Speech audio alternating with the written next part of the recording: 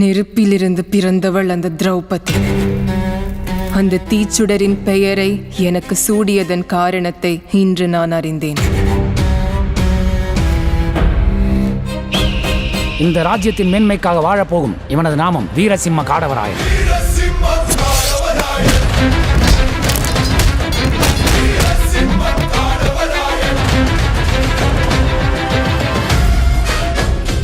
இந்த உலகம் முழுவதையும் வென்று மக்கள் அனைவரையும் இந்த துக்ளக்கின் கட்டுப்பாட்டுக்குள் கொண்டு வருவதே என் லட்சியம்.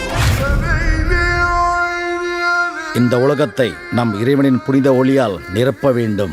யார் அந்த ஒளியை ஏற்க மறுக்கிறார்களோ அவர்கள் இவ்வுலகில் வாழ தகுதியற்றவர் ஆவர். ஓம் நமோ நாராயணா என்ற திருநாமத்தை கூறிய இந்த நாவால் வேற எந்த இறைநாமத்தையும் சேவிக்க இயலாது.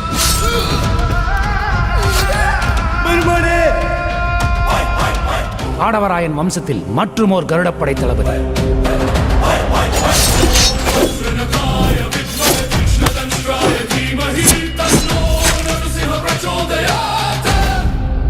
இங்கிருக்கும் எங்கள் ராமரின் விக்கிரகத்தை சிதைத்து விட்டார்கள். ஸ்ரீராமர் கிருஷ்ணர் என எத்தனை அவதாரம் எடுத்தாலும் அவர் ஸ்ரீமன் நாராயணர் தான். உயிருள்ள ஸ்வர்ண சிலை போன்ற அழகுள்ள நீ எனக்கு சொந்தமாக வேண்டும். எங்கிருந்தோ அந்த மக்கள் நம்மையால நாம் தான் காரணம்.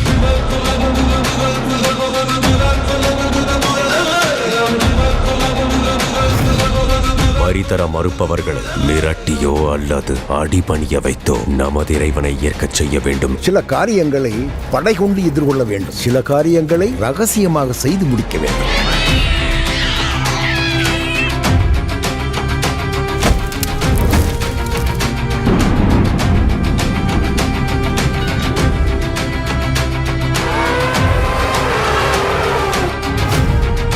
நமது பிரதேசத்திலிருந்து சுல்தானியர்களை விரட்டிவிட்டால் மக்களின் அச்சம் அகலும். நம் அடுத்த இலக்கு நம் மண்ணை மீட்பது, பின் தர்மத்தை நிலைநிறுத்தும் விஜய சாம்ராஜ்யத்தை கட்டுவது.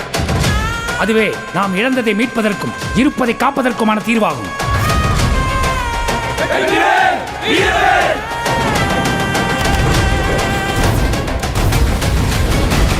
அந்த ஸ்வர்ண காமாட்சியும் ஸ்வர்ணமும் நானாலும் இந்த அரண்மனைக்கு வர வேண்டும்.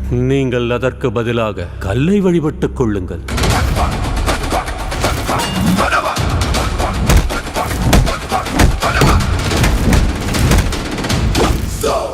ஒரு தேசம் மேன்மையுறுவது ஆண்களால் மட்டுமல்ல, உன்னை போன்ற பெண்கள் செய்யும் தியாகத்தினாலும் தான். இந்த மண்ணில் எனது உயிர் இருக்கும் வரை என் மக்களை உங்கள் பாதைக்கு திருப்ப இயலாது. இது அண்ணாமலையாரின் மண்.